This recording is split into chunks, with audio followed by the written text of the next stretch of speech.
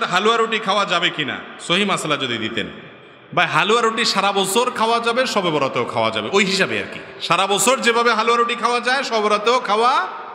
যে ব্যক্তি সারা বছর খায় না, শুধু শবে বরাতে খায়, তাকে জিজ্ঞেস করতে হবে তুমি এই দিন কেন খাও।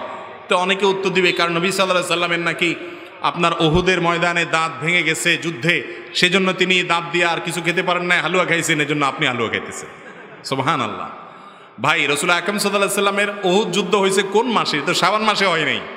কিভাবে হালুয়া রুটি খাবে এই মাসে? এটা তো ভুল, ভুয়া, ভিত্তিহীন কথা। আপনি হালুয়া খাইতে মনে চাইছে, মাসআলা বানায় না। রাসূলের নামে মিথ্যা কথা বলেন কেন? আপনি খান হালুয়া, আপনার নিষেধ করছে কি? কিন্তু মাসআলা বানায় হালুয়া খাবেন না, এগুলো ভুল, এগুলো বিচ্ছুতি। আর যদি কথার কথা রাসূল আকরাম সাল্লাল্লাহু আলাইহি সাল্লামের দাঁত ভাঙার পর উনি হালুয়া খাইছেন, কথার কথা, এটা তো না, এই দিনে ঘটে নাই, তারপর এটা ধরে নিলাম। যদি ঘটে থাকে তাহলে আপনি নবী করিম সাল্লাল্লাহু আলাইহি সাল্লামের দাঁত ভাঙার কারণে যদি তিনি হালুয়া খেয়ে থাকেন, তা আপনি আস্ত ভালো ভালো 32টা দাঁত কেলায় কেলা হালুয়া কিভাবে খান? এটা কি নবীর সঙ্গে বেয়াদবি না?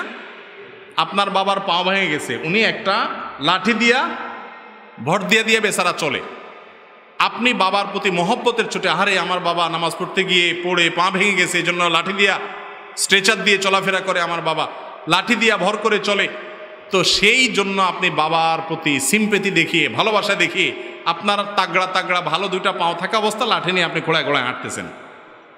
কি বলেন? বাবা ডেকে চুমা দিবে না থাপ্পড় দিবে? বলবে বেয়াদব, তোর ভালা পাও নিয়ে এমন কেন করতেছস? তুই যদি নামাজ পড়তে আমার মতো এরকম যাস আর অন্ধকারে পড়ে পা ভেঙে যায়, তারপরে তুই লাঠি নেস, তাহলে বুঝবো তুই বাপের সন্তান। ঠিক না ঠিক? রাসূল আকরাম সাল্লাল্লাহু আলাইহি সাল্লাম জিহাদ করতে গিয়ে দাঁত ভেঙে যদি হালুয়া খেয়ে থাকেন, আপনি দাঁত আস্ত রাইখা দাঁত কেলাতে কেলাতে হালুয়া খান কোন মুখে? এটা কোনো বুদ্ধিমান মানুষের কাজ হতে পারে না। হালুয়া খাইতে মনে চাইছে এমনি খান, মিথ্যা মাসালা বানিয়ে নিয়েন না।